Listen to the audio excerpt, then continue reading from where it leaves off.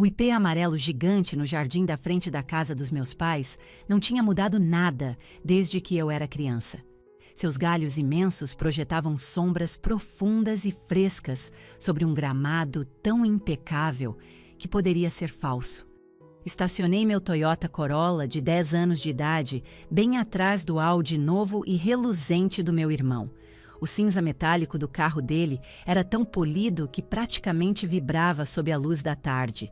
Meu carrinho bege, por mais confiável que fosse, parecia exausto em comparação. Mas era meu e totalmente pago. No mundo da minha família, no entanto, esse era um detalhe que mal era notado. Respirei fundo para me acalmar antes de desligar o motor. No banco do passageiro havia um pacote lindamente embrulhado. Dentro, uma primeira edição, encadernada em couro, de 100 anos de solidão, de Gabriel Garcia Marques. Minha mãe não era uma leitora voraz, mas este era o seu único livro. Ela tinha lido uma edição de bolso surrada na faculdade e, às vezes, falava sobre ele, seus olhos ganhando um brilho distante e nostálgico. Levei 4 meses pesquisando online e em sebos empoeirados para encontrar este exemplar e me custou uma quantia que fez minha carteira doer. Mas era para o seu aniversário de 60 anos. Pensei que seria um gesto significativo. Pensei que provaria que eu prestava atenção, que eu realmente a enxergava. Antes de continuarmos, me faça um favor e clique no botão de curtir. Se inscreva no canal e me diga nos comentários de onde você está assistindo. Eu adoraria ver até onde esta história viaja. O ar dentro da casa era frio e imóvel. Carregava o mesmo perfume característico de sempre.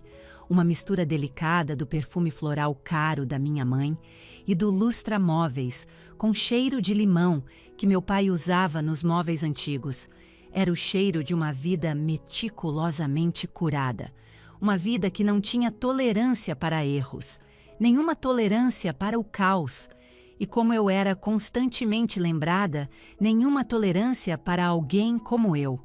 Eles estavam na sala de estar, esperando. Parecia menos uma reunião de família e mais como se eu estivesse entrando em um depoimento. Meu pai, Ricardo, estava de pé ao lado da lareira apagada, de braços cruzados sobre o peito. Sua postura era rígida, perfeitamente ereta, a mesma que ele adotava logo antes de proferir um veredito. Meu irmão mais velho, Heitor, estava recostado na lareira, um sorriso de autossatisfação dançando em seus lábios. Ele parecia em todos os aspectos o príncipe de seu domínio perfeitamente polido. E minha mãe, Eleonora, estava empoleirada na beirada do sofá cor de creme, o olhar fixo em suas próprias mãos. O fato de ela não olhar para mim foi a confirmação final. Isso não era uma visita social, era uma intervenção. Laura, meu pai começou. Sua voz era completamente plana, desprovida de todo o calor. Era sua voz de tribunal, aquela que eu imaginava que ele usava ao destroçar uma testemunha no banco dos réus. Que bom que você pôde vir. Era uma mentira descarada. Ninguém naquela sala parecia feliz. O silêncio que se seguiu era sufocante, pressionando-me de todos os lados. Agarrei o presente em minhas mãos, o papel de embrulho fazendo um leve ruído. Eu trouxe o presente da mamãe um pouco mais cedo, eu disse, forçando uma leveza em meu tom que eu não sentia. Sei que a festa é no sábado, mas eu queria te dar antes que tudo ficasse muito corrido. Minha mãe visivelmente se encolheu com a palavra festa. Ela ainda se recusava a encontrar meu olhar. Heitor se afastou da lareira. Na verdade, é sobre isso que se trata, ele disse, sua voz escorregadia com o tom condescendente que ele reservava só para mim. Ele sempre falava como um advogado que já tinha ganhado o caso e estava apenas aproveitando a formalidade do julgamento. A festa. Olhei do seu rosto presunçoso para o rosto severo do meu pai. Meu coração começou uma batida lenta e pesada contra minhas costelas. Eu sabia, com uma certeza deprimente, o que viria a seguir. Eu sentia um momento como este se aproximando no horizonte há anos. A ruptura final e formal. Meu pai limpou a garganta. Achamos que seria melhor se você não viesse à festa no sábado. As palavras simplesmente flutuaram ali no ar estéril e parado. Não viesse? A festa de 60 anos dela? O evento que ela vinha planejando meticulosamente por quase um ano? Aquele para o qual eu já tinha esticado meu orçamento para comprar um vestido novo? Fiquei firme, em silêncio, esperando a explicação. O motivo tinha que ser monumental. Tinha que ser por algum pecado imperdoável que eu havia cometido. Mas no fundo, eu já sabia que não havia nenhum. É para pessoas importantes, meu pai acrescentou, tropeçando nas palavras por uma fração de segundo. Ele era um homem que vivia e respirava controle, mas não conseguia desferir o golpe fatal sem um leve tremor. Pessoas importantes. Então era isso. O motivo era eu. Eu não era importante. Uma calma estranha e gélida tomou conta de mim. A dor estava lá, uma dor familiar e surda no fundo do meu peito. Mas agora estava envolta em uma espessa camada de gelo. De certa forma, eu vinha me preparando para isso a vida inteira. Todos os jantares de feriado, onde meus pequenos sucessos eram ignorados. Todas as ligações que se transformavam em um sermão sobre minhas más escolhas de vida. Tudo tinha sido um prelúdio para isso. O momento em que eu fui formalmente extirpada da imagem pública da família. Eu encarei minha mãe, tentando forçá-la a olhar para cima, a protestar, a dizer: Ricardo, isso é um absurdo. Ela é minha filha. Mas ela permaneceu imóvel, estudando suas unhas perfeitamente cuidadas, como se elas contivessem as respostas para o universo. Ela era uma covarde. Eu sempre soube disso, mas ver isso exposto de forma tão nua e crua ainda era um choque. Seu silêncio era um endosso, muito mais condenatório do que as palavras do meu pai. Finalmente, encontrei minha voz. Era baixa, mas não tremia. Você quer dizer, pessoas na frente das quais eu poderia envergonhar vocês? Heitor zombou. Foi uma expressão completa e indisfarçada de desprezo. Ele estava esperando por isso, pela chance de finalmente me colocar no que ele considerava o meu devido lugar. Vamos ser realistas, Laura. Você tem 32 anos, mora num apartamento minúsculo no centro. Você é uma freelancer, ou seja lá como você chama esse seu hobbyzinho no seu notebook. Você dirige um carro com mais de uma década de uso. Simplesmente não pega bem. Esse seu hobbyzinho, ele disse como se eu passasse meus dias jogando videogame no porão dos meus pais. Ele não tinha a menor ideia do que eu realmente fazia. Ele nunca se deu ao trabalho de perguntar. Nenhum deles tinha. Eles não queriam saber a verdade. Eles tinham sua narrativa sobre mim, a filha volúvel e de baixo rendimento que simplesmente não conseguia se organizar, e não iam deixar que fatos inconvenientes arruinassem sua história. Pensei nos dias de 18 horas de trabalho que eu vinha fazendo nos últimos 8 anos. Pensei no estresse esmagador de pagar a folha de pagamento dos meus 12 funcionários. Pensei nas linhas de código que escrevi até minha visão ficar turva e nos negócios de alto risco que negociei com as mãos tremendo debaixo da mesa. Pensei na empresa que eu construí sozinha, do zero, a partir de nada mais que uma ideia no meu quarto de hóspedes. Uma empresa que estava prestes a me tornar mais bem-sucedida do que Heitor jamais poderia imaginar. Mas eu não disse nada disso. Qual seria o sentido? Eles não acreditariam em mim. Ou pior, encontrariam uma maneira de transformar isso em outro fracasso, outro exemplo da minha suposta instabilidade. Olhei para o presente em minhas mãos, a rara primeira edição. Um presente de uma filha que prestava atenção, para uma mãe que se recusava a fazer o mesmo. De repente, pareceu incrivelmente pesado, incrivelmente tolo, um gesto sentimental e infantil em um mundo que só valorizava o verniz brilhante do sucesso. Lentamente, caminhei até a grande mesa de centro de mogno e coloquei o presente sobre ela.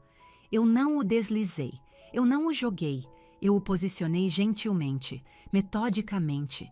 A madeira fria e lisa parecia sólida sob meus dedos. Parecia a única coisa real em toda a sala. Entendi, eu disse. Apenas essas duas palavras. Eu não levantei a voz, eu não implorei, eu não chorei, eu não lhes dei absolutamente nada. Sem melodrama, sem lágrimas, sem briga. Naquele único instante, algo fundamental dentro de mim se fraturou e se reformou. A parte de mim que passou 32 anos tentando desesperadamente ganhar a aprovação deles, aquela garotinha esperançosa que sempre pensava que, desta vez, poderia ser diferente. Ela finalmente se calou. Ela finalmente desistiu. E em seu lugar, uma determinação silenciosa e de aço criou raízes. Uma certeza fria e dura.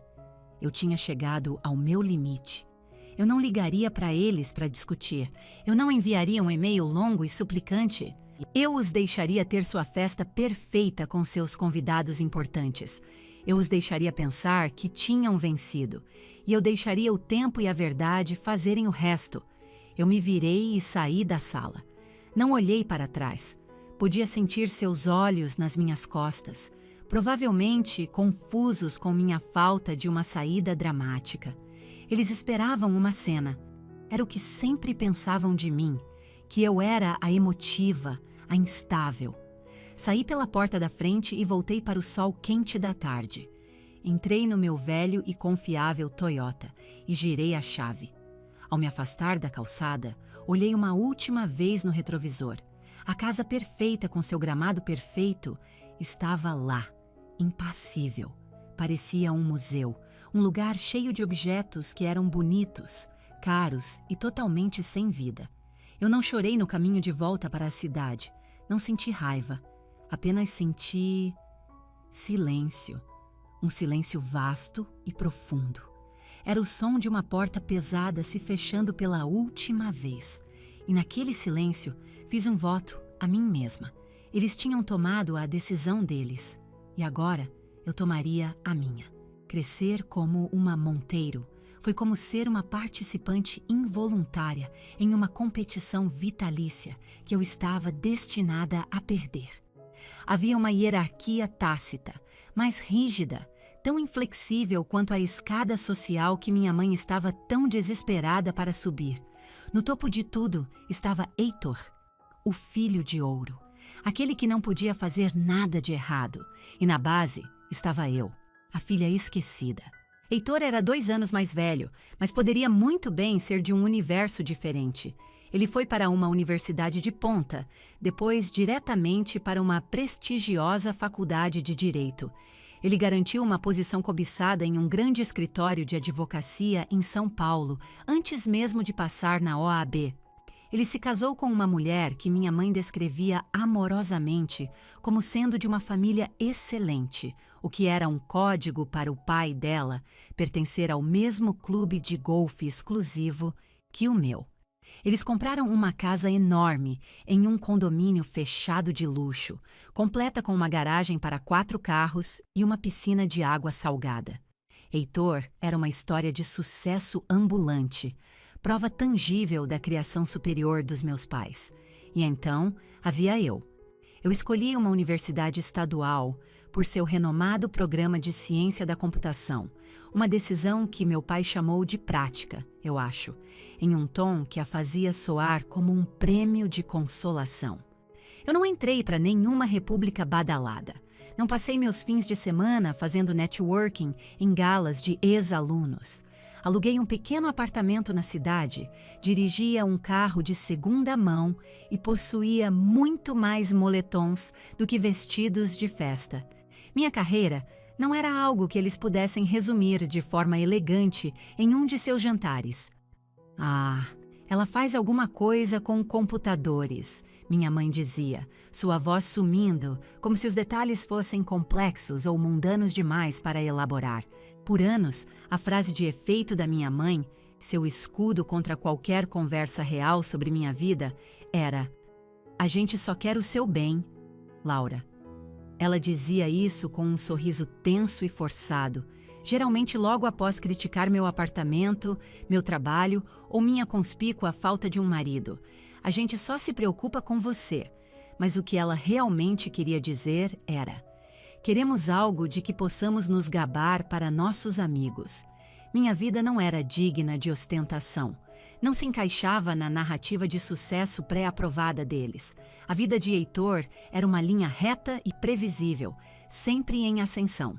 A minha era uma série de zigue-zagues que eles não conseguiam compreender e não tinham desejo de fazê-lo. Eles viam meu trabalho como freelancer não como a fundação de um negócio, mas como um fracasso em conseguir um emprego de verdade. Eles viam meu pequeno apartamento não como um sinal de minha independência, mas como prova de que eu estava com dificuldades financeiras. Eles nem viam a autonomia que eu valorizava ou a paixão que me movia. Eles só viam o que estava faltando. Uma filha cujas realizações pudessem exibir como um carro novo. Lembro-me de um Natal, cerca de 4 anos atrás. Heitor tinha acabado de se tornar sócio júnior em seu escritório. O jantar de feriado inteiro foi um brinde à sua grandeza. Meu pai se levantou, sua voz ressoando com orgulho. Ao meu filho, Heitor. Sócio aos 33 anos. Não poderíamos estar mais orgulhosos. Todos aplaudiram. Heitor apenas ficou lá, absorvendo tudo com aquele olhar irritantemente presunçoso no rosto. Mais tarde, enquanto a sobremesa era servida, minha tia Carolina, irmã da minha mãe e a única parente que já demonstrou interesse genuíno na minha vida, virou-se para mim. "E como vai aquele seu pequeno empreendimento, Laura? A coisa de tecnologia?" Antes que eu pudesse sequer abrir a boca, minha mãe interrompeu. "Ah, ela ainda está batalhando naquele notebook dela", disse ela com um aceno de mão displicente e casual. "Estamos esperando que ela encontre uma posição estável em uma empresa estabelecida em breve. Sabe, uma com um bom plano de previdência privada. Um bom plano de previdência privada é tão importante." A mesa murmurou em concordância. A conversa mudou. Meu pequeno empreendimento havia sido apagado em uma única frase. Ninguém pediu detalhes. Ninguém perguntou se eu estava feliz. Naquele momento, eu me senti como um fantasma na mesa da minha própria família. Eles olhavam através de mim. Eles viam um problema a ser consertado, uma decepção a ser gerenciada. O que eles nunca se deram ao trabalho de perguntar era sobre a empresa que eles foram tão rápidos em descartar. A empresa que eu estava silenciosamente e arduamente construindo. Começou no canto do meu quarto, em um notebook recondicionado, alimentado por café instantâneo barato e um sonho audacioso. Eles não sabiam nada das noites em claro, das maratonas de programação que faziam meus olhos arderem. Eles não sabiam nada do terror visceral de apresentar minha ideia ao meu primeiro investidor em potencial, minha voz tremendo, mas minha crença em minha visão absoluta. Eles não sabiam o nome da minha empresa, Aperture Analytics. Eles não sabiam, porque nunca perguntaram. Para eles, meu trabalho era uma fase. Minha paixão era um hobby que eu certamente superaria. Era muito mais fácil para eles enquadrar minha vida como um fracasso do que admitir que não entendiam o novo mundo em que eu estava navegando. O mundo deles era de clubes de campo, direito corporativo e hierarquias sociais estabelecidas. Meu mundo era de fluxos de dados, algoritmos complexos e o potencial disruptivo da nova tecnologia. Era uma linguagem que eles não falavam e não tinham desejo de aprender. O julgamento deles era um zumbido constante e de baixo nível no fundo da minha vida. Estava na maneira como o olhar do meu pai varria meu velho Toyota quando eu os visitava. Estava na maneira como minha mãe me enviava periodicamente por e-mail vagas de emprego para assistente executiva, em uma firma muito respeitável. Estava na maneira como Heitor me oferecia conselhos financeiros não solicitados, enquadrando-os como preocupação fraterna, mas entregando-os com uma espessa camada de condescendência. Por muito tempo, isso doeu. Era uma dor profunda e persistente no meu peito. Eu queria desesperadamente que eles se orgulhassem. Eu queria que meu pai olhasse para mim com a mesma admiração reverente que ele reservava para Heitor. Eu queria que minha mãe se gabasse de mim para suas amigas, mas com o passar dos anos, cheguei a uma percepção lenta e dolorosa. Isso nunca iria acontecer. Minha definição de sucesso nunca se alinharia com a deles. Eu nunca seria a filha que eles haviam imaginado. Então parei de tentar. Parei de mencionar meu trabalho. Parei de esperar que eles perguntassem. Construí uma fortaleza ao redor daquela parte da minha vida, um santuário que o julgamento deles não conseguia penetrar. Dentro daquela fortaleza, eu não era a filha de baixo rendimento. Eu era uma CEO. Eu era uma inovadora. Eu estava construindo algo que importava. A ironia suprema é que o desprezo deles se tornou meu maior trunfo. A subestimação constante deles me deu a liberdade de correr riscos sem uma plateia crítica. Deu-me o espaço para construir minha empresa em meus próprios termos, livre de sua interferência ou conselhos bem-intencionados, mas equivocados. A cegueira deles era minha arma secreta. Enquanto eles estavam ocupados polindo os troféus de Heitor, eu estava silenciosamente construindo um império silencioso e digital do qual eles não sabiam nada, um império que estava prestes a se tornar muito, muito barulhento. E enquanto eu me afastava da casa deles, o presente para minha mãe repousando como uma relíquia abandonada em sua mesa de centro, eu sabia que o mundo deles, tão bem construído, e a percepção que tinham de mim, estava prestes a ser completamente estilhaçado. Eu não era mais a filha invisível. Eu estava apenas esperando o mundo acender as luzes. Tudo começou há 8 anos, em uma sala de conferências abafada e lotada, em um congresso de tecnologia em Florianópolis. Eu estava lá com um ingresso que economizei por meses para comprar, dormindo no sofá de um amigo e sobrevivendo com barras de cereal gratuitas dos estandes dos fornecedores. Eu era apenas mais um rosto na multidão, uma programadora freelancer tentando absorver o máximo de conhecimento possível, armada com nada além de uma ideia. Foi lá que conheci Léo Vargas. Ele era como eu, brilhante, faminto e completamente fora de seu elemento entre os tubarões do capital de risco e os magnatas do Vale do Silício. Ele era um desenvolvedor, um verdadeiro poeta do código.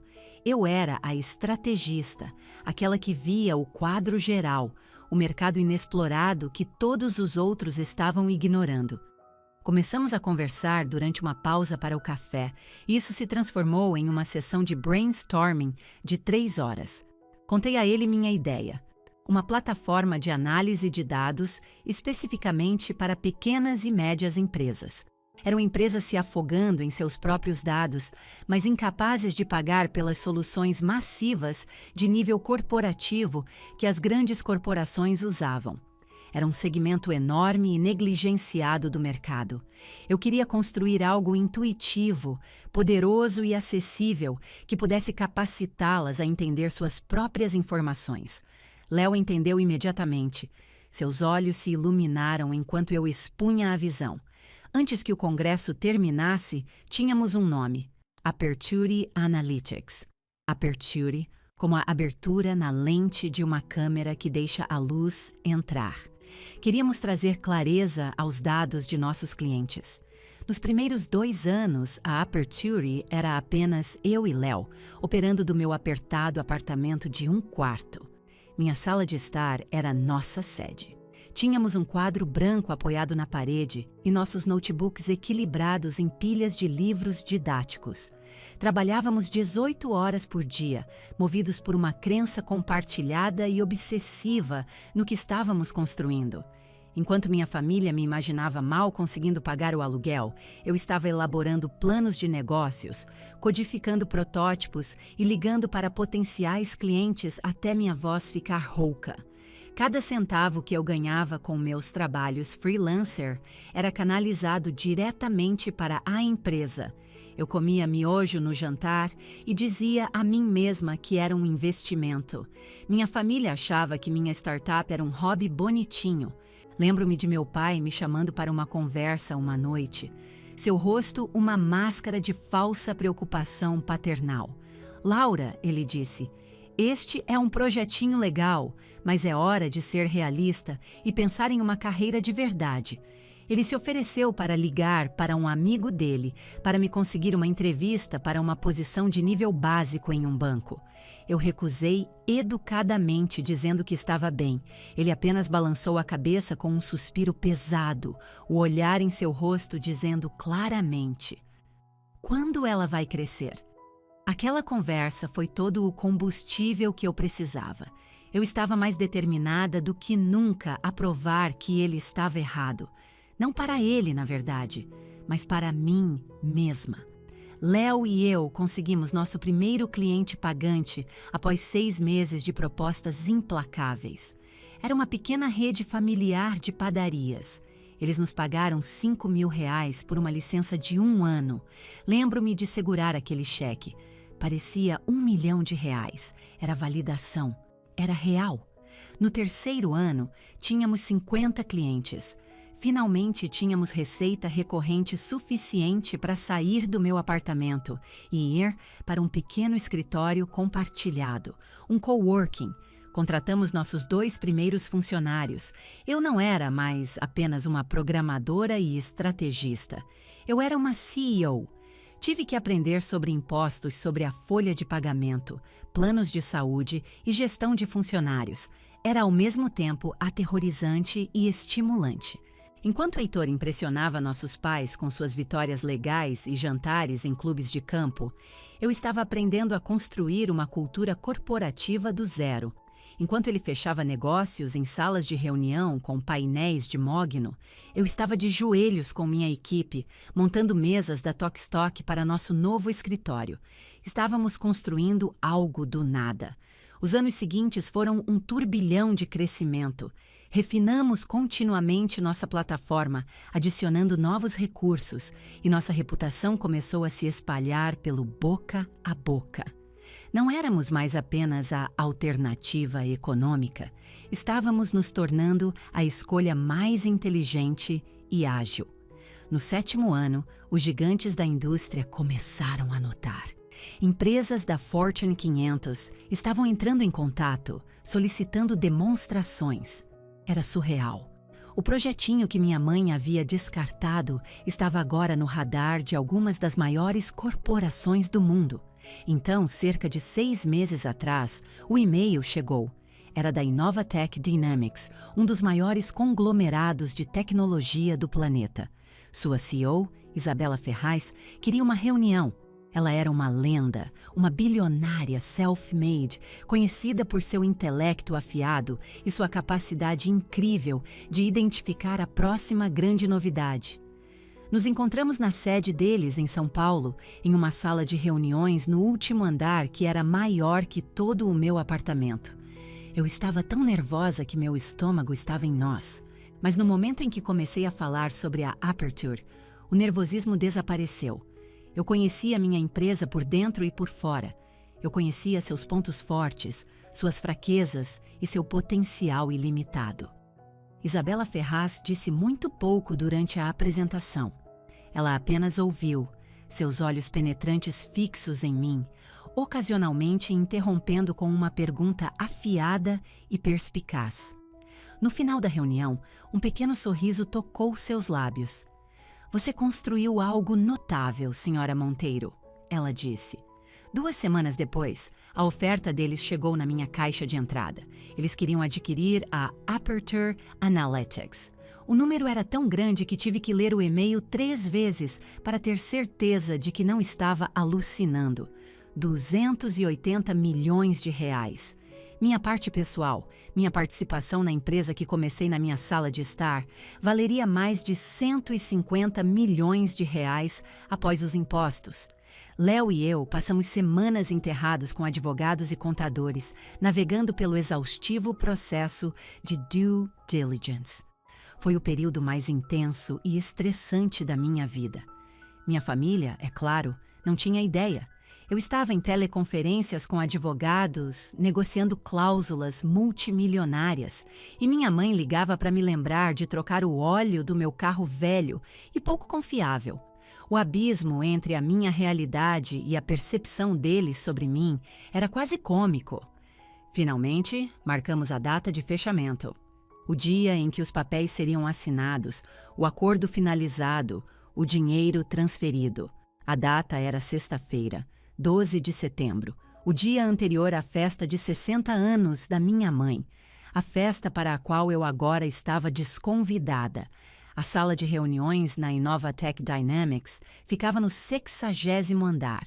3 de suas paredes eram de vidro do chão ao teto, oferecendo um panorama deslumbrante de São Paulo e da represa de Guarapiranga ao longe.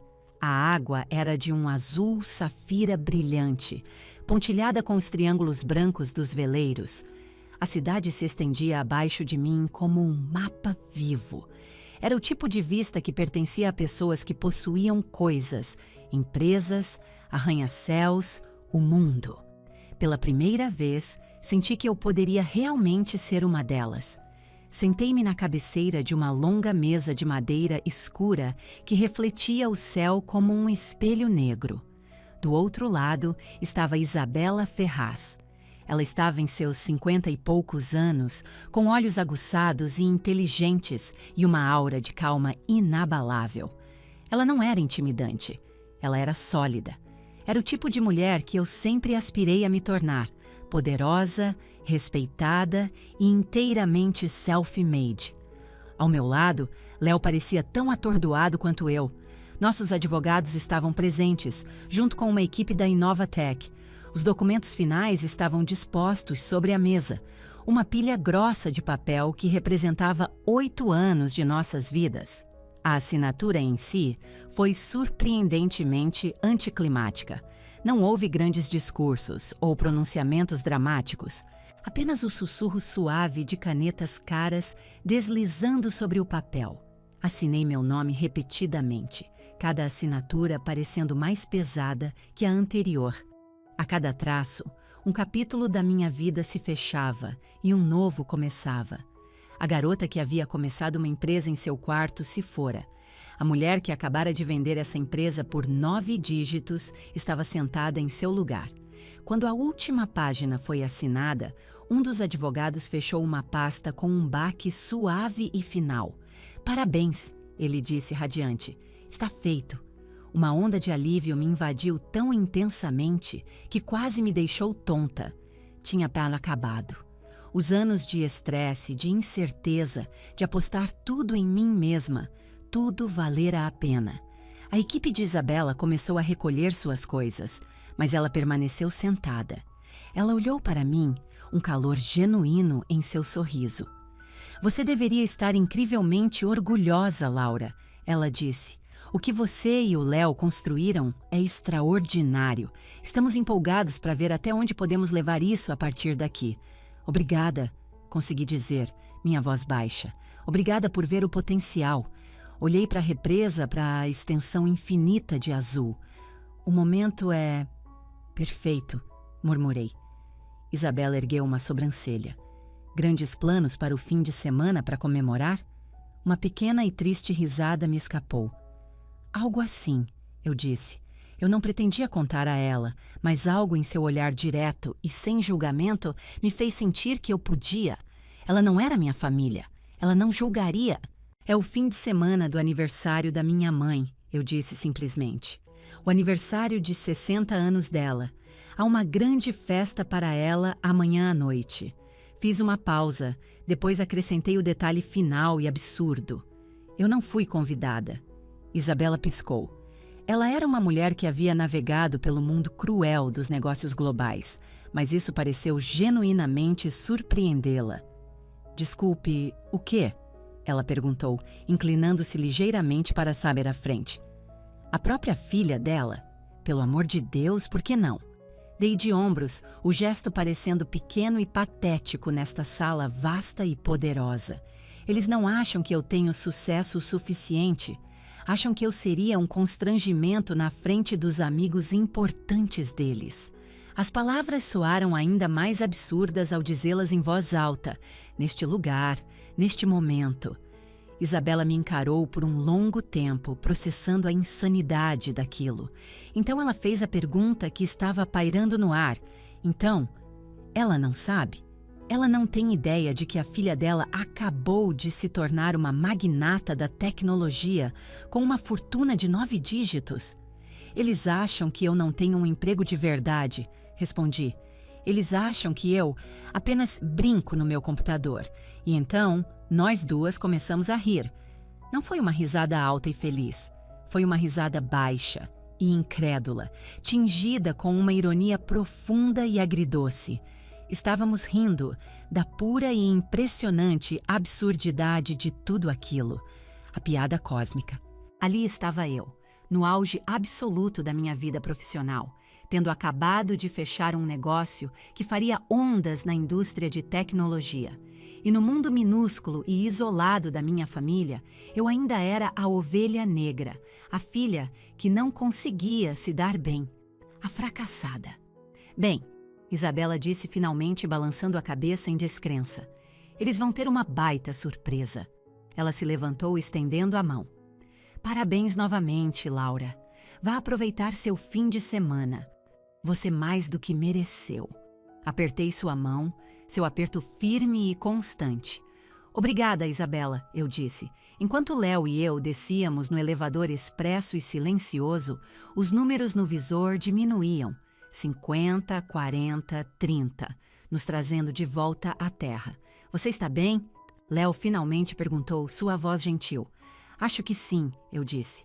Tudo parece surreal. Tudo isso. O que você disse para a Isabela, ele disse. Sobre sua família. Sinto muito, Laura. Isso é simplesmente horrível. Ofereci a ele um sorriso pequeno e fraco. Tudo bem, foi assim a minha vida inteira. Mas não estava tudo bem, e nós dois sabíamos disso. De volta à rua, a cidade estava viva com a energia da tarde de sexta-feira. Minha vida antiga, aquela em que eu era apenas mais uma empreendedora lutando, estava oficialmente acabada. Uma nova vida, de uma riqueza e liberdade que eu ainda não conseguia começar a compreender, estava apenas começando. E eu sabia, com uma certeza que se instalou no fundo dos meus ossos, que a esta hora amanhã, o mundo perfeitamente cuidado da minha família seria explodido em pedaços. E eu não precisaria dizer uma única palavra. Decidi não fazer uma celebração extravagante. Isso nunca foi meu estilo. Em vez disso, convidei Léo e os 2 primeiros funcionários que contratamos, Sarah e Ben, para o meu apartamento. Meu pequeno apartamento alugado que minha família via como um símbolo do meu fracasso. Para mim, era o berço da Aperture, nosso santuário. Parecia certo estar aqui. Pedimos algumas pizzas de 4 queijos e calabresa e bebemos champanhe caro em canecas de café descombinadas. Não era elegante, mas era autêntico. Sentamos no meu sofá desgastado, rindo e compartilhando histórias sobre os primeiros dias. A vez em que nosso servidor caiu durante uma grande demonstração para um cliente. A vez em que comemoramos a conquista do nosso 100º cliente, indo a um boteco para tomar cerveja barata. Essas eram as minhas pessoas. Esta era a minha e a minha família escolhida. Eles me viram no meu ponto mais baixo e acreditaram em mim quando ninguém mais acreditou.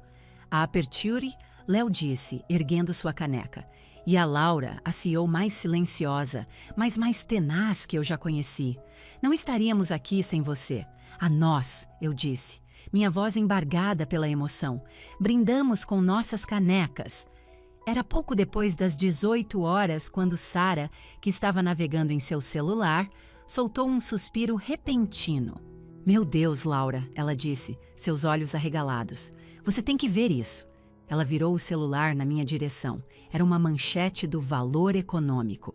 Empreendedora local Laura Monteiro vende Aperture Analytics para Innovatech Dynamics em acordo bombástico de 280 milhões de reais. Abaixo da manchete estava minha foto profissional, aquela que eu usava no meu perfil do LinkedIn. Ver meu próprio rosto ali, em um grande site de notícias, foi chocante. Era como se um personagem da minha vida privada tivesse acabado de subir em um palco público. Saiu, Léo disse suavemente, olhando por cima do meu ombro. E então, as comportas se abriram. Foi como se uma represa tivesse rompido. A história estava em toda parte. Primeiro, os principais blogs de tecnologia, depois os canais de notícias locais. Meu rosto, o rosto da filha de baixo rendimento, estava piscando em todas as emissoras de notícias locais. Os âncoras usavam frases como visionária da tecnologia, história de sucesso da casa e prodígio paulistana. A narrativa era tão diametralmente oposta à que minha família havia criado para mim que parecia que eu estava assistindo a uma reportagem sobre uma completa estranha. Meu celular, que estava silenciosamente na mesa de centro, começou a vibrar. E então não parou mais. Era um zumbido constante e vibrante, enquanto a tela se iluminava com uma avalanche implacável de notificações. Mensagens de texto de pessoas com quem eu não falava desde a faculdade. MDS. Laura, é você? Parabéns. E-mails de primos distantes que nunca se lembravam do meu aniversário. Querida Laura, ficamos incrivelmente emocionados ao saber de sua maravilhosa notícia. Solicitações de conexão no LinkedIn de centenas de pessoas, recrutadores, gestores de patrimônio, antigos colegas de classe, completos estranhos. Meu mundo quieto e privado havia sido invadido. A fortaleza que eu construíra com tanto cuidado estava desmoronando e o mundo inteiro estava espiando lá dentro. Sarah, Ben e Léo apenas observavam, uma mistura de admiração e preocupação em seus rostos. Você está famosa, Ben disse com um assobio baixo. Eu apenas encarei meu celular, sentindo uma bizarra sensação de desapego. Era demais, muito rápido. Por 8 anos, eu trabalhei na obscuridade, ansiando por um pingo de reconhecimento das únicas 4 pessoas cujas opiniões eu achava que importavam. Agora, eu estava recebendo uma avalanche disso de milhares de pessoas que não importavam em nada. E parecia estranhamente vazio. Eu estava prestes a silenciar meu celular quando uma nova chamada chegou.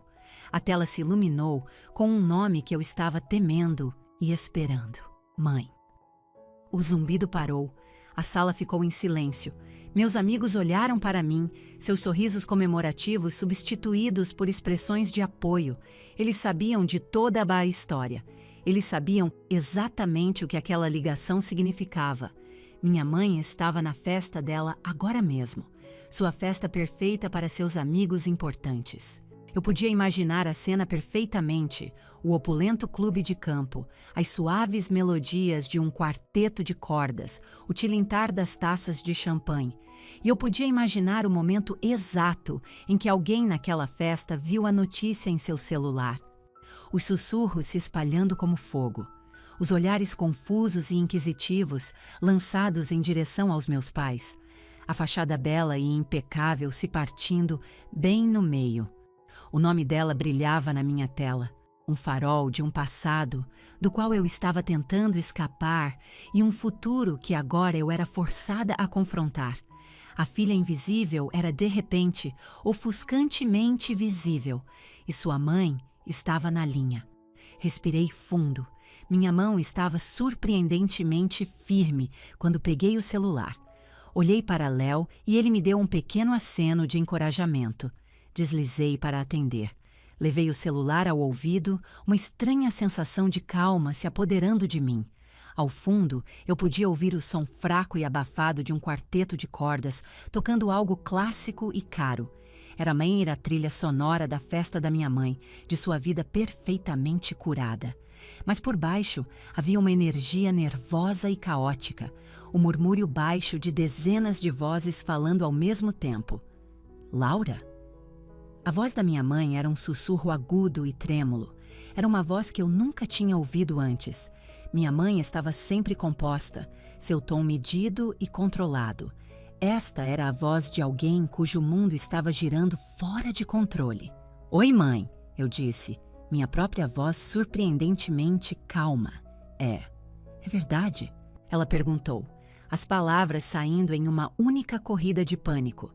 As notícias estão mostrando seu rosto na televisão. Aqui, na festa. Todo mundo está perguntando.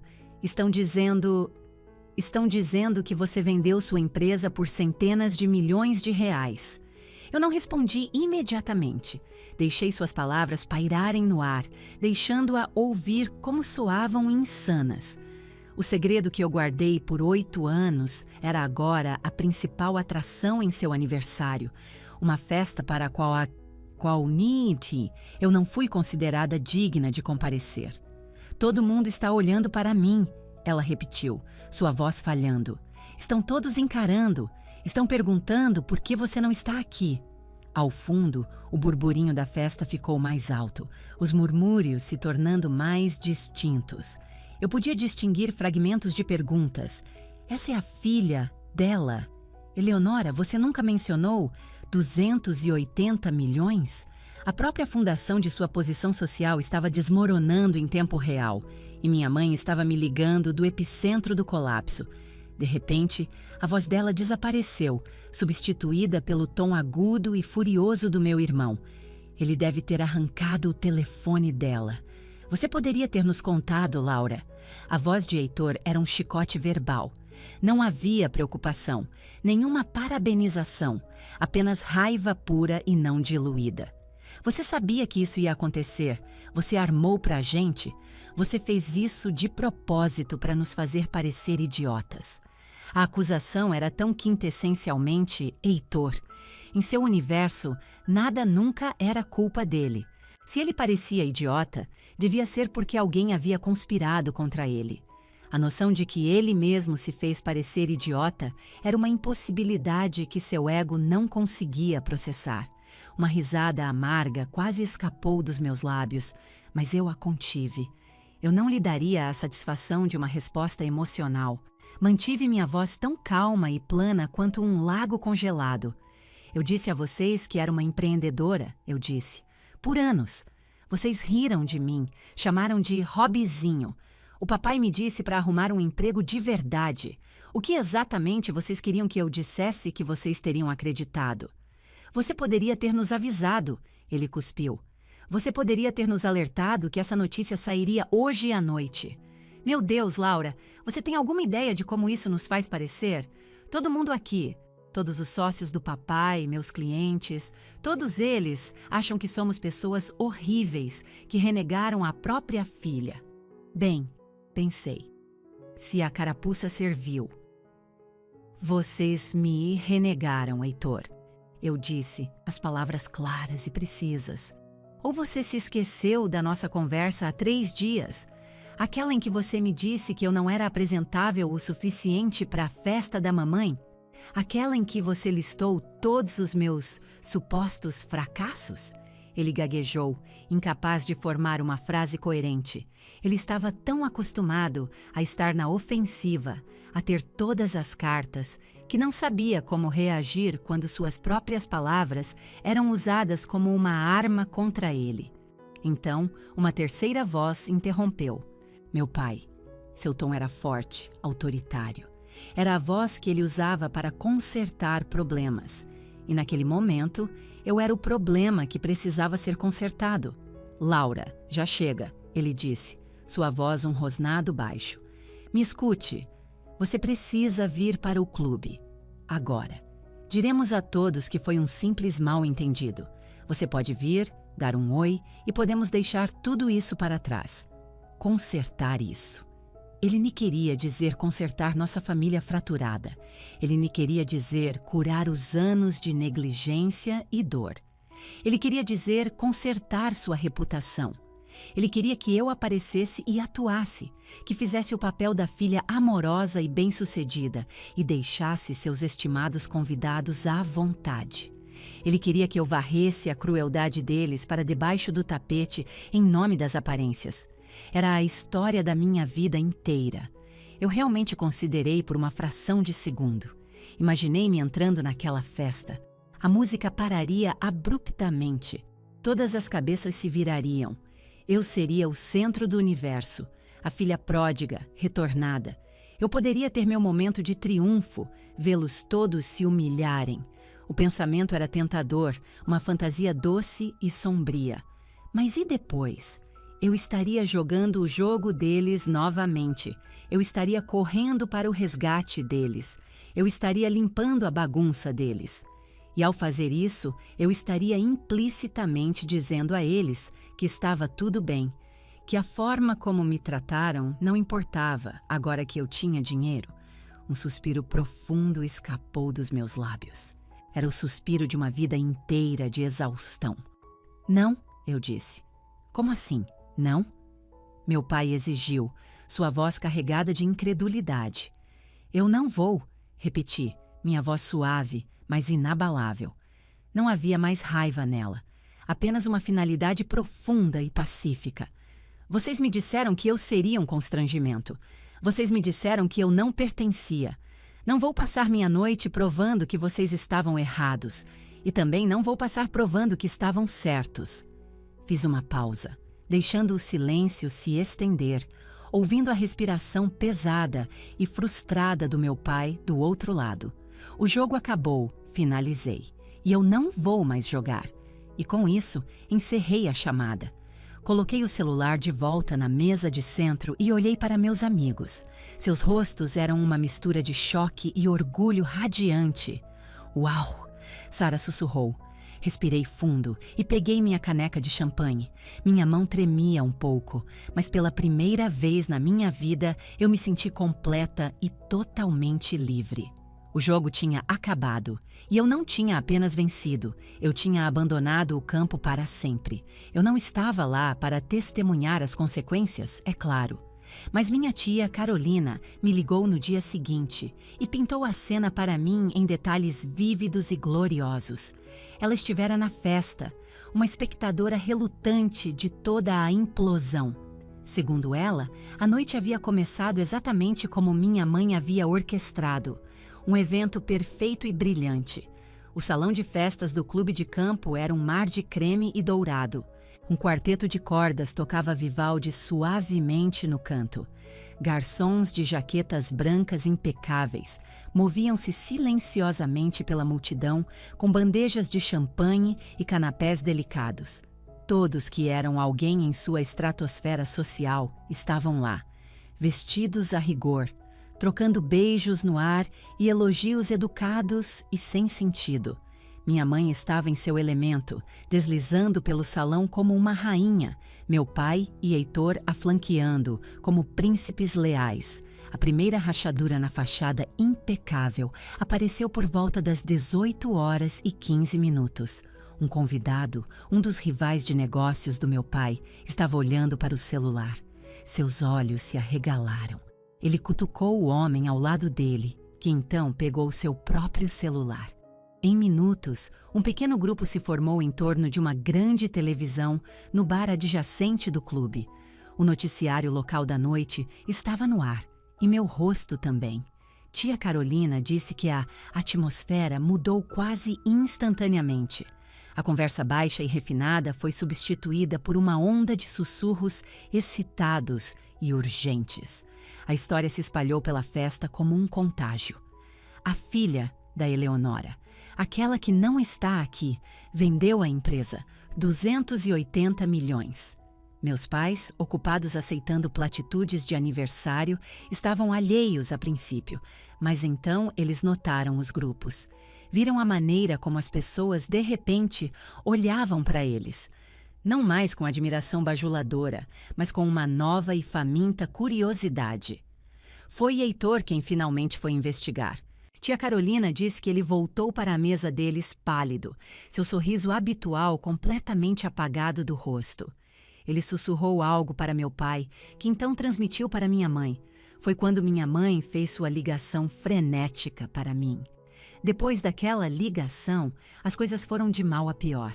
A tentativa dos meus pais de recuperar o controle foi um fracasso espetacular.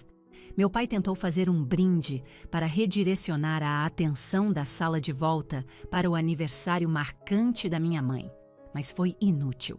Os convidados não estavam mais interessados em celebrar os 60 anos da minha mãe. Eles estavam fascinados por uma narrativa muito mais suculenta. Os Monteiro e sua filha multimilionária secreta. aquela que eles aparentemente haviam expulsado. As perguntas educadas, mas diretas, começaram, cada uma pequena e afiada incisão. Eleonora, querida, eu não tinha ideia de que sua Laura era um gênio. Por que você esteve escondendo o talento dela? Uma de suas amigas mais próximas perguntou, sua voz escorrendo uma doçura falsa e açucarada. Você não convidou sua própria filha para o aniversário de 60 anos da mãe dela? Outro convidado perguntou ao meu pai, seu tom de incredulidade teatral. Meu pai, um homem que se orgulhava de sua compostura inabalável, só conseguiu gaguejar algo sobre ser um assunto de família particular. Mas o golpe final e fatal foi desferido por Dona Dalva. Ela era a matriarca indiscutível do círculo social deles, uma senhora idosa cuja opinião podia fazer ou quebrar uma reputação. Ela era famosa por sua honestidade brutal e sua total falta de paciência com tolos. Ela se aproximou da minha mãe, que estava parada, congelada, ao lado do enorme bolo de aniversário, seu sorriso parecendo ter sido esculpido em gelo. Tia Carolina disse que Dona Dalva olhou minha mãe de cima a baixo, depois soltou um bufo curto e agudo, um som que cortou a sala inteira. Imagino, ela disse, sua voz se propagando facilmente para as mesas ao redor. Ter todo esse trabalho, todo esse gasto, apenas para impressionar as pessoas e acabar excluindo a única pessoa da sua família que é realmente impressionante. Ela balançou a cabeça, um olhar de profunda decepção em seu rosto. Imagino que vergonha, Eleonora, ignorar a própria filha, apenas para descobrir que ela é a pessoa mais bem-sucedida nesta sala. E com isso, ela se virou e foi embora. Foi isso. A festa estava oficialmente acabada. O veredito do mais alto tribunal do mundo social deles havia sido proferido. A imagem meticulosamente polida dos meus pais, aquela que eles passaram a vida inteira curando, estava estilhaçada. Foi destruída não por algum escândalo externo, mas por seu próprio esnobismo, sua própria cegueira intencional. Quando os garçons trouxeram a sobremesa, a fofoca já havia abafado completamente o quarteto de cordas. As pessoas falavam abertamente, sem mais se preocupar em sussurrar. Tia Carolina disse que mais da metade dos convidados deu suas desculpas e foi embora antes mesmo de o bolo ser cortado. O belo bolo de 5 andares ficou lá, um monumento a uma celebração que se transformou em uma humilhação pública. A última imagem que tia Carolina compartilhou comigo foi da minha mãe, de pé no salão de festas quase vazio. Os músicos haviam guardado seus instrumentos. A maioria dos convidados tinha ido embora. Ela estava apenas lá, parada, cercada por balões dourados murchando e taças de champanhe meio vazias, encarando a televisão no bar, onde meu rosto ainda sorria da tela. Pela primeira vez em sua vida, minha mãe era objeto de pena e fofoca, não de inveja. Sua festa estava arruinada. E a ironia mais deliciosa de todas era que foi arruinada não porque eu estava lá, mas porque eu não estava. A poeira não baixou depois da festa. Se é que alguma coisa, a tempestade só se intensificou. Minha história não era mais apenas uma notícia local. Foi captada por publicações nacionais. A Exame publicou um perfil. A Startse fez uma análise profunda da tecnologia da Aperture. Fui inundada com ofertas de entrevistas, palestras e contratos de livros. Recusei todas. Não tinha interesse na fama. Eu só queria o espaço para descobrir como minha nova vida deveria ser. Minha família, no entanto, tinha outros planos. 2 dias após a festa desastrosa, recebi uma ligação de um número desconhecido. Quase ignorei, mas um pressentimento me disse para atender. Laura? Era Heitor. Ele devia saber que eu tinha bloqueado o número dele. O que você quer, Heitor? Perguntei, minha voz desprovida de emoção. O que eu quero? Ele repetiu, sua voz fervendo com uma raiva que claramente esteve borbulhando por 48 horas. Eu quero que você entenda o dano que você causou. Você não apenas nos envergonhou, você criou uma catástrofe. Os colegas do papai estão rindo dele. Meu sócio-diretor me chamou em sua sala para perguntar sobre o drama familiar. Você nos transformou em motivo de chacota. Permaneci em silêncio, uma parede em branco para ele lançar sua raiva. Você deveria ter nos avisado, ele continuou, sua voz subindo de tom. Você nos deve um pedido de desculpas, um pedido público. Finalmente falei, minha voz perigosamente baixa. Deixe eu ver se entendi. Você, o papai e a mamãe fazem um tribunal de família para me banir formalmente da festa de aniversário dela, porque minha vida não é boa o suficiente para a imagem pública de vocês. Então, quando se descobre que minha vida é de fato mais bem-sucedida do que vocês poderiam imaginar, e vocês ficam envergonhados por terem me banido, vocês acreditam que eu devo a vocês um pedido de desculpas? Sim, ele gritou. Você foi enganosa, você omitiu informações. Isso se chama privacidade, Heitor, eu disse, minha paciência se esgotando perigosamente. Algo que você e seus amigos do golfe não parecem entender. Vocês me desconvidaram. O que eu deveria fazer? Enviar uma cópia das minhas finanças e um cronograma de comunicados de imprensa para o caso de vocês ficarem envergonhados. Minha vida não é sobre gerenciar a reputação de vocês. Ele gaguejou novamente, aquele som familiar de sua arrogância colidindo com uma parede de lógica irrefutável. Não esperei que ele encontrasse as palavras. Desliguei e bloqueei o novo número. A próxima tentativa de contato foi mais estratégica. Veio através da tia Carolina. Ela ligou naquela tarde, sua voz gentil e simpática. Como você está aguentando, querida? Ela perguntou. Estou bem, tia Carol. Muita coisa, e admiti. Eu sei. Escuta, sua mãe me ligou, ela disse, hesitando. Ela está um caco, Laura. Mal saiu do quarto. Está chorando há 2 dias. Ela sabe que foi longe demais. Ela quer falar com você, mas tem medo que você não atenda o telefone. Eu apreciava o papel da minha tia como a pacificadora designada da família, mas eu não estava pronta para fazer as pazes. Não estava interessada em um pedido de desculpas choroso e cheio de culpa, motivado pela humilhação pública. Eu não quero falar com ela agora, eu disse honestamente. Eu sei que você está com raiva, Carol disse suavemente. Você tem todo o direito de estar, mas ela é sua mãe. E é por isso que dói tanto, respondi, as palavras saindo com uma clareza que surpreendeu até a mim. Eu finalmente entendi o que precisava, e não era vingança ou vê-lo sofrer. Eu não quero vingança, tia Carol. Eu quero responsabilidade. E eu não a quero porque estou rica agora. Eu a quero porque eles me machucaram quando eu não era. Eles me machucam há anos. Não se trata de uma festa. Trata-se de tudo. O pedido de desculpas deles não pode ser sobre o constrangimento que causei a eles no fim de semana passado. Tem que ser sobre a dor que me causaram nos últimos 30 anos. Você entende? Houve um longo silêncio do outro lado da linha. Pude ouvir minha tia respirar lentamente. Sim, querida. Ela finalmente disse, sua voz cheia de uma triste compreensão. Eu entendo. Entendo mesmo. Ela prometeu passar minha mensagem adiante. Eu sabia que não era o que minha mãe queria ouvir. Ela queria uma solução rápida, uma reunião chorosa que resolveria tudo. Mas a ferida era profunda demais para um simples curativo. Se fôssemos realmente nos curar, teria que ser feito da maneira certa. Tinha que ser honesto. E tinha que ser nos meus termos. 2 semanas se passaram em completo silêncio da minha família. Nesse tempo, meu mundo continuou a se transformar de maneiras vertiginosas. Contratei um gestor de patrimônio.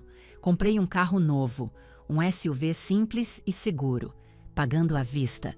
Comecei a procurar apartamentos na cidade, lugares com janelas enormes e vista para a represa. Mas todo o dinheiro e a liberdade recém-descoberta pareciam ocos, assombrados pelo silêncio não resolvido da minha família. Eu esperava que eles pressionassem, exigissem, tentassem novamente. Mas não houve nada. Então, Em uma tarde de terça-feira, meu celular tocou. Era minha mãe. Encarei o nome dela por um longo momento, meu coração martelando contra minhas costelas. Meu primeiro instinto foi deixar cair na caixa postal, mas algo me disse que desta vez era diferente. Respirei fundo e atendi. Alô? Laura? Sua voz era pequena, frágil. Todas as arestas afiadas e defensivas haviam desaparecido. Ela apenas parecia velha. Oi, mãe, eu disse. Ela ficou quieta por um momento e eu pude ouvi-la respirar de forma trêmula. Eu recebi sua mensagem, ela disse, sua voz embargada por lágrimas não derramadas. Da Carol, sobre responsabilidade. Eu esperei. Não a ajudei. Apenas ouvi. Você estava certa, ela disse, e então começou a chorar. Não era o choro dramático e autopiedoso a que eu estava acostumada. Era o soluço quebrado e exausto de alguém que finalmente se rendeu. Você estava certa. Eu estava errada. Laura, eu estava tão errada. Ela levou um momento para se recompor, mas as lágrimas continuaram vindo. Não foi só a festa. Foi tudo. Eu me importei mais com o que as outras pessoas pensavam de mim, da nossa família, do que em entender minha própria filha. Eu nunca te perguntei o que você estava construindo. Eu nem sabia o nome Aperture. Na minha cabeça, se não fosse algo de que eu pudesse me gabar no clube, não era real. Eu apenas presumi que você estava fracassando porque não conseguia ver seu sucesso de uma forma que fizesse sentido para mim. Sua confissão foi uma coisa crua e dolorosa. Era tudo o que eu sabia ser verdade por anos, mas ouvi-la finalmente dizer, ouvi-la admitir, foi como uma chave girando em uma fechadura que eu nem percebia que ainda estava enferrujada. Eu estava tão focada no Heitor, ela continuou, sua voz sufocada pelo arrependimento. Ele era fácil, o caminho dele era tradicional, era algo que eu entendia. E eu o ensinei. Eu o ensinei a ser como eu, a medir o valor de uma pessoa por dinheiro, títulos e aparências, não por esforço, paixão ou significado. Eu fiz isso. Eu te afastei porque você era diferente, porque você nem se encaixava na imagem perfeita que eu queria para nossa família. E eu sinto muito, muito mesmo. Fechei os olhos, uma única lágrima traçando um caminho lento pelo meu rosto. Não era uma lágrima de tristeza, mas de libertação. Estou tão orgulhosa de você, Laura, ela disse, sua voz ganhando um pingo de força. E não estou dizendo isso só por causa do dinheiro. Quer dizer, não vou mentir, foi isso que foi preciso para finalmente abrir meus olhos. E tenho muita vergonha disso. Mas do que estou orgulhosa, o que eu vejo agora, é o quão corajosa você foi. Você construiu este mundo incrível para si mesma, sem nenhuma ajuda nossa, sem nenhum apoio. Você fez tudo sozinha, enquanto estávamos ocupados olhando para o outro lado. Você foi tão corajosa. Corajosa. Ela nunca me chamara assim antes. Difícil, teimosa, sensível. Sim, mas nunca corajosa. Foi a primeira vez que ela disse que estava orgulhosa de mim, e eu soube, com certeza absoluta, que ela estava sendo sincera. Ela não estava orgulhosa da conta bancária de 9 dígitos. Ela estava orgulhosa da filha que finalmente se deu ao trabalho de ver. Finalmente encontrei minha voz. Era suave. Obrigada, mãe, eu disse. Não era perdão, ainda não. Era cedo demais para isso. Mas era um começo, era um reconhecimento. Era o primeiro pedaço de terreno sólido em que nós duas poderíamos nos apoiar para, talvez, um dia, construir algo novo. Um relacionamento real. Não um baseado em aparências, mas na verdade. O pedido de desculpas não foi o fim da história, mas foi, finalmente, o começo da história certa. Meses depois que o barulho diminuiu e minha nova realidade começou a parecer normal, meu pai me pediu para tomar um café com ele. Nos encontramos em uma cafeteria pequena e neutra, a meio caminho entre meu novo apartamento e a casa deles no condomínio. Foi a primeira vez que o vi desde o dia em que ele me disse que eu arruinaria a festa da minha mãe. Ele parecia mais velho, menor. A confiança inabalável que ele costumava usar como um terno sob medida havia desaparecido. Pedimos nossas bebidas e sentamos em um silêncio denso e constrangedor. Ele mexeu o café, o olhar fixo no líquido em redemoinho. Sua mãe e eu. Temos conversado, ele finalmente disse, sem olhar para mim. Muito. Sobre muitas coisas. Eu esperei. Ele olhou para cima e seus olhos encontraram os meus. Estavam cheios de um arrependimento que parecia pela primeira vez genuíno. Eu estava errado sobre você, Laura, ele disse. As palavras eram simples, sem adornos. Para um homem como meu pai, eram as palavras mais difíceis do mundo de se dizer. Um pequeno sorriso tocou meus lábios. Não era um sorriso de triunfo, mas de paz. Você não estava errado sobre mim, eu disse baixinho. Você apenas nunca olhou de perto o suficiente para ver quem eu realmente era. Ele assentiu lentamente, aceitando minhas palavras como a verdade que eram. Não foi o pedido de desculpas com a alma exposta que minha mãe havia feito, mas para ele foi uma mudança sísmica, uma admissão de cegueira. E por enquanto, foi o suficiente. Meu relacionamento com minha família não se consertou magicamente. Ainda é um trabalho em andamento, mais lento, mais silencioso, mais humilde. Heitor e eu mal nos falamos, mas da última vez que nos vimos em um jantar de família tranquilo, o desprezo havia desaparecido. Havia apenas um abismo estranho e silencioso entre nós. Talvez isso mude um dia. Talvez não. Minha mãe e eu estamos reconstruindo, peça por peça frágil. Ela faz perguntas agora. Ela quer saber sobre meu trabalho, minha vida, meu mundo. Ela está tentando, e eu estou tentando deixá-la. Mas a maior mudança foi dentro de mim. Encontrei um propósito para minha riqueza recém-descoberta, que não tem nada a ver com minha família. Comecei um pequeno fundo de capital de risco que investe em startups em estágio inicial, fundadas por mulheres e empreendedores de grupos subrepresentados. Eu mentoro jovens fundadores, aqueles com ideias brilhantes que estão trabalhando em seus quartos, movidos por paixão e miojo. Vejo muito de mim mesma neles, a determinação, a fome, a sensação de ser o azarão. Ajudá-los a ter sucesso, ajudá-los a construir seus próprios impérios, tornou-se o trabalho mais gratificante da minha vida. Estou lhes dando o apoio e a crença que nunca tive. Às vezes, penso naquela festa de aniversário.